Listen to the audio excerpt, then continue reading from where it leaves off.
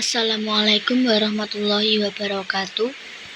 Saya Nisaun Mustakimah dengan NIM 2012202440. Di sini saya akan menjelaskan mengenai organisasi nirlaba tentang Yayasan Wirakarya Muda. Bidang pendidikan dan keterampilan. Fokus utamanya yaitu kewirausahaan dan persiapan kerja. Sasarannya bagi pemuda desa, kota, atau masyarakat rentan ekonomi. Visi dan misi Yayasan Wirakarya Muda. Adapun visinya yaitu mewujudkan generasi mandiri, kreatif, dan berdaya saing melalui pendidikan keterampilan yang berkelanjutan. Misinya menyelenggarakan pelatihan kewirausahaan dan keterampilan kerja berbasis pasar. Yang kedua, mendorong kemandirian ekonomi masyarakat melalui program pendampingan usaha kecil. Dan yang terakhir, membangun jejaring dengan dunia usaha, industri, dan lembaga pendidikan. Adapun Yayasan Wirakarya Muda mempunyai tujuan yaitu latar belakang organisasi nirlaba ini karena banyaknya angka pengangguran yang ada di Indonesia. Sehingga tujuan dari organisasi Yayasan Wirakarya Muda adalah memberdayakan masyarakat melalui pendidikan dan pelatihan keterampilan agar mereka mandiri, kreatif, dan siap bekerja. Artinya organisasi ini tidak mencari keuntungan pribadi, melainkan bertujuan memberdayakan masyarakat agar mampu mengelola potensi diri dan ekonomi secara mandiri. Di sini ada analisis SWOT. Kekuatan memiliki visi sosial yang jelas untuk masyarakat. Jadi dari organisasi tersebut harus memiliki visi sosial yang jelas untuk masyarakat.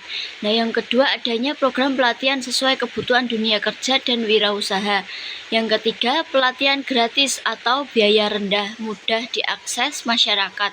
Yang terakhir, tim muda dengan didukung relawan dan pelatih. Yang kedua, adanya kelemahan. Di sini ketergantungan pada donasi dan dukungan dari eksternal atau dari luar.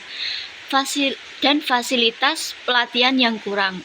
Dan yang ketiga, adanya peluang atau opportunities. Tingginya pengangguran muda di Indonesia. Adanya dukungan pemerintah untuk program pemberdayaan masyarakat. Yang terakhir, potensi kerjasama dengan sektor swasta atau CSR. Yang terakhir, adanya ancaman. Di sini persaingan dengan lembaga pelatihan komersial. Yang selanjutnya ada strategi Yayasan Wirakarya Muda. Di sini ada beberapa strategi penguatan organisasi. Yang pertama, adanya membangun struktur dan sistem kerja yang jelas, transparan, serta akuntabel agar kegiatan berjalan tertib dan profesional. Contohnya membuat SOP atau laporan tahunan dan pembagian tugas yang tegas. Jadi tugas itu harus jelas dan tegas. Yang kedua, adanya strategi pengembangan program atau menyesuaikan pelatihan dengan kebutuhan masyarakat seperti kewirausahaan, digital skill, dan manajemen keuangan. Contohnya seperti pelatihan usaha kecil atau digital marketing. Yang ketiga, adanya strategi kemitraan dan jaringan. Di sini berkolaborasi dengan sekolah, UMKM, dan instansi pemerintah untuk memperluas jangkauan dan dukungan. Contohnya dengan MU, dengan SMK, Disnaker, atau perusahaan lokal. Selanjutnya adanya implementasi kebijakan. Yang pertama ada program. Program itu biasanya pelatihan kewirausahaan dasar. Materinya mengenai mindset wirausaha, perencanaan usaha, riset pasar sederhana. Outputnya itu peserta mampu membuat konsep usaha kecil. Biasanya itu 1-2 bulan. Yang kedua, adanya program keterampilan kerja atau skill training. Ini biasanya keterampilan sesuai dengan kebutuhan lokal. Contohnya seperti menjahit, kerajinan tata boga, desain grafis, digital marketing, dan lain sebagainya. Nah, output yang dihasilkan peserta itu memiliki hard skill untuk siap bekerja. Yang selanjutnya adanya program inkubasi atau usaha mikro. Nah, di sini ada pendampingan selama 8 bulan bagi peserta yang sudah punya rencana usaha. Fasilitasnya ada mentoring, modal kecil, pemasaran digital. Outputnya lahirnya UMKM baru di desa. Nah, program 5 tahun ke depan. Nah, tahun pertama itu fokus utamanya membangun sistem SOP dan manajemen yayasan. Nah, menjalankan pelatihan-pelatihan dasar. Nah, programnya pelatihan kewirausahaan dasar dan keterampilan dasar. Contohnya itu seperti tadi yang sudah saya jelaskan, adanya menjahit, tata boga, servis HP, dan lain sebagainya. Nah, yang kedua adanya program pembentukan tim atau relawan. Yang ketiga, sosialisasi dan penguatan identitas yayasan. Dan yang terakhir adanya kerjasama awal dengan UMKM dan sekolah. Nah, tahun kedua itu fokus utamanya mengenai pengembangan kurikulum dan kelas baru.